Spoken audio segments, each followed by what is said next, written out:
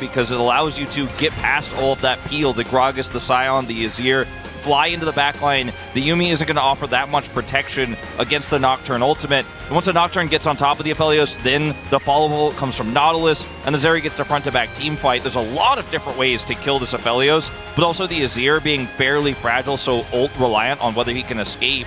There's a lot of power in this draft here for 𝐕𝐤𝐝𝐶. I kind of like it. I also like the bridge towards Zeri will win us the game that they do have available. Doesn't have the Enchanter, so I think the cap for the amount of Zeri carrying we can see this game side is not the one that you want, as 𝐕𝐤𝐝 has already started off this Rift Herald. We do have an Aphelios on the bottom side of the map as 𝐸L's looking to try and get out of here. Oner with a cat. He's going to see what he can do to steal this one away. Faker moving in. 𝐸𝐶𝐶 also here.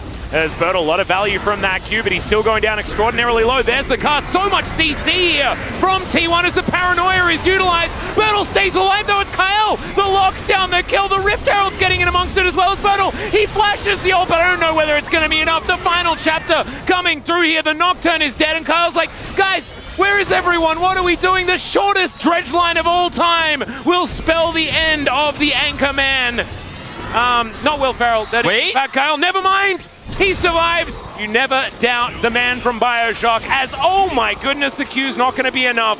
Faker does manage to get the Crocodile. He executes himself on the way out. Yeah, 𝐸𝐶𝐶 here at least is going to pick up some plate gold off of the Rift Herald, but that is all they are really going to get. A big win here in the team fight for T1, but it looked like it was going to be a lot worse than it actually was. With a good flash out from 𝐵RTL, he survives. They buy a ton of time. Nautilus also getting out 𝐸L very quickly, flashing at just the right moment there.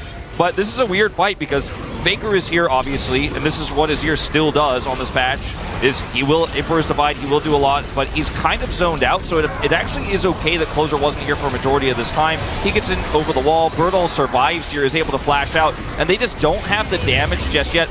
Oner not focusing 𝐵RTL, trying to guarantee the Rift Herald. They fail to do so, and it's a little bit of a messy fight here for T1. They still win it, but not the cleanest, as 𝐸L will just barely be able to flash here. He actually trades flashes on Oner, but they're still able to pick up the Crocodile at the end of the day. Absolutely nutty that 𝐸L is able to survive that one, as Faker going to be able to help carry it, grab the kill before he does fall down. And teleport for it. All right, we're going for a 5v5 as 𝐵RTL, are you going to be okay, is the question. Sentinel going to turn up here as well, right for the fight.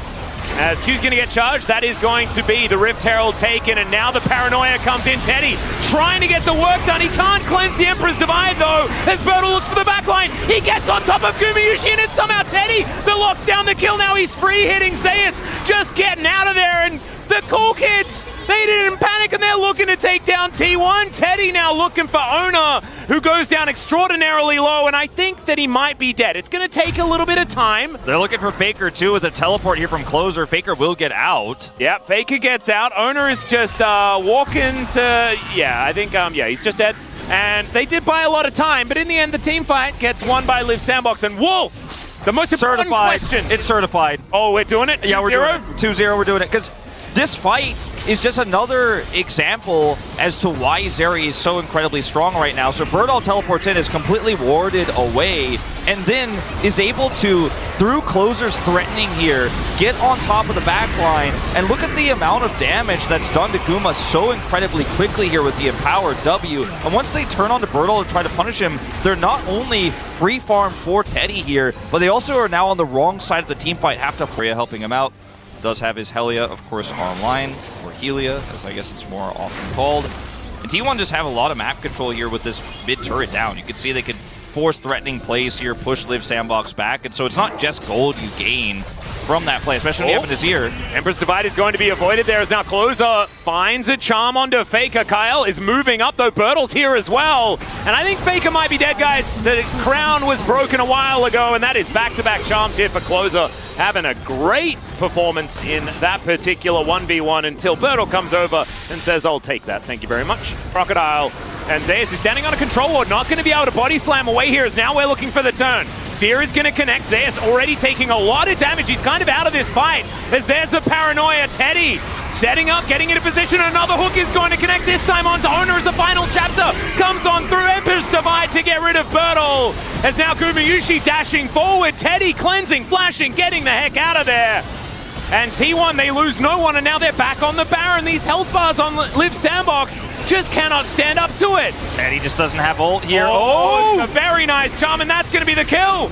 It's a Duskbringer. I mean, Teddy, if he can get back in here. Oh, Will, okay, 2000. There it is, the steal! And he gets out! This is what 𝐕𝐢𝐿 does! Do not let him get in for these steals, as 𝐕𝐢𝐝's not even able to find the kill just yet. Closer, he goes golden. There is the stun onto 𝐕𝐢𝐝, and he's taken down. The cat finds another partner, but he's going to be knocked off again. And 𝐿SB, if it wasn't certified before, it bloody well is now. As 𝐳, he's going to go down as well. Faker is like, I can't, guys. I can't. As the extendo beam comes through, and they're like, Teddy, can you come back onto our team now? Please, as Faker is going to get the shield from the Shifting Sands, manages to get the kill on the 𝐸L. That's what we expect from the GOAT, but it's still a triple kill for the Zeri.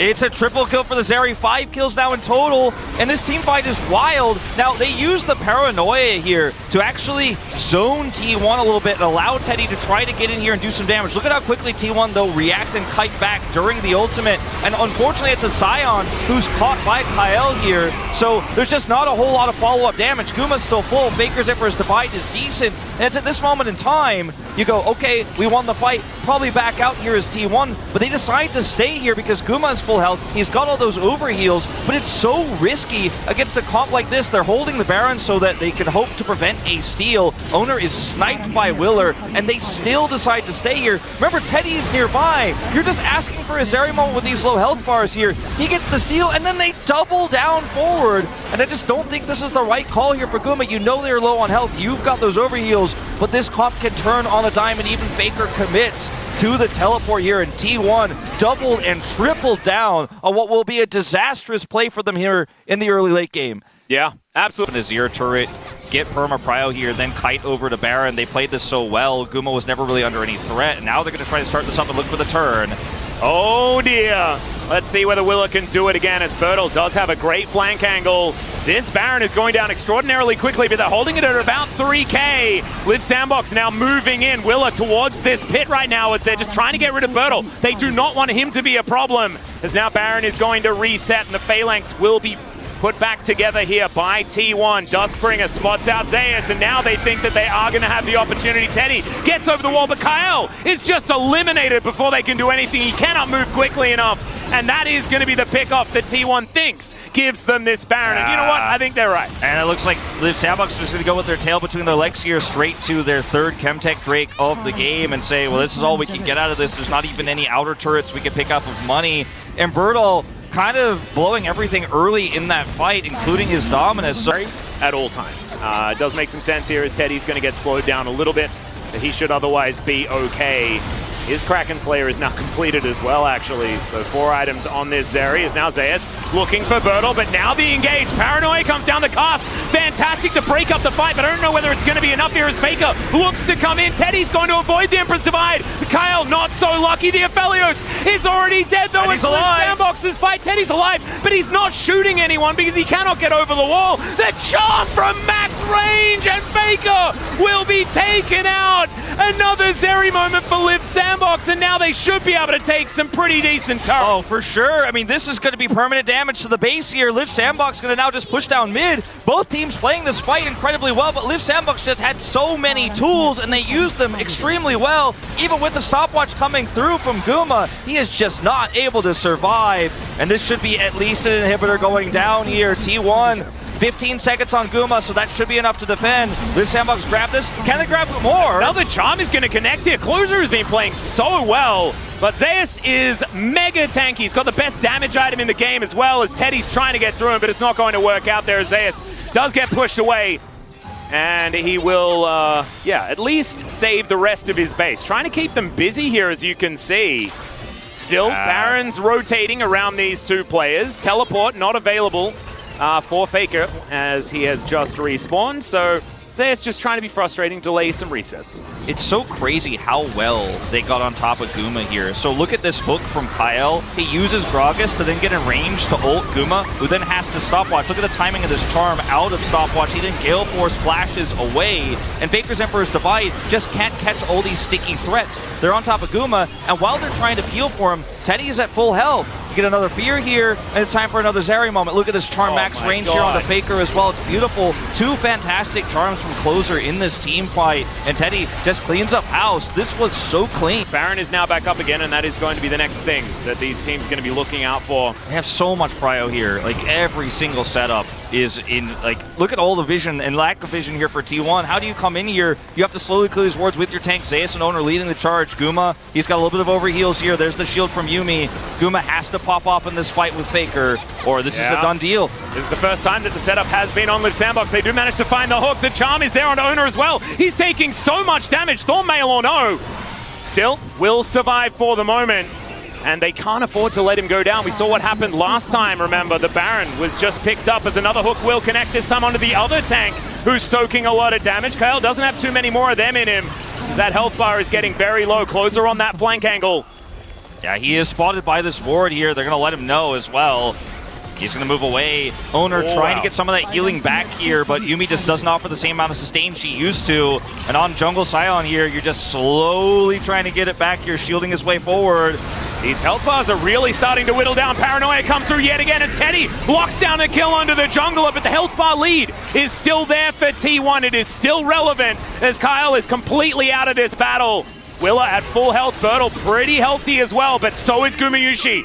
And he is the most important part as they turn onto 𝐵RTL, and he's just gonna have to flash, but he's still going to die. And now 𝐶LOSER, the next straggler, lives sandbox. You have to get some control here as he looks to try and get out. The Spirit Rush going to be there. Okay, it's decent as Teddy now thinks it's his opportunity. They managed to lock down 𝐤𝐝, but already 𝐾𝐲 is just eliminated. He does cleanse and Teddy gets exhausted, has to flash. The final chapter is going to be there, and the Zeri will go down to the GA. Goodbye, Ari. And 𝐿SB, they tried to get it done, but 1,000 gold into the coffers of Faker. Oh, that team fight was surgical from T1, finding single targets and looking for those single target eliminations, pushing 𝐾𝐲 back, splitting the team fight in two, and the experience of T1 definitely showing through here in what looked like it was almost a done and dusted team fight. They kill the Scion, wait out the zombie, but are unable to regroup because Faker's making plays on both sides of the fight. T1 push to end. Yeah, 𝐵RTL is going to be up, but I don't know whether one lone crocodile is going to be enough as 𝐸𝐼𝐼 dives forward, wants to try and kill these minions as best he can. 𝐵RTL does a decent job of that as he's going to get knocked up, will get taken down. There is no more minions left, so at least there's that. As Paranoia going to come through yet again. 𝐸𝐼𝐼 just trying to do anything that he can, but it's going to be a probable triple kill here for 𝐳𝐝𝐈 in the back end as 𝐤𝐝 not going to allow that one to happen. 𝐶LOSER's turn to run through, does pad that KDA a little bit, but T1 will narrowly steal